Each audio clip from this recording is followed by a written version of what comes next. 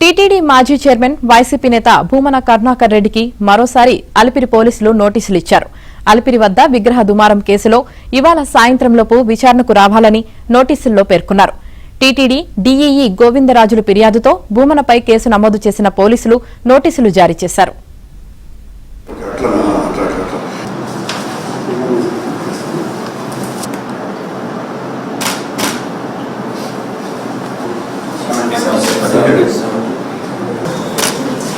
పేర్కొన్నారు. TTD DEE గోవిందరాజుల ఫిర్యాదుతో భూమనపై case నమోదు చేసిన పోలీసులు నోటీసులు జారీ చేశారు.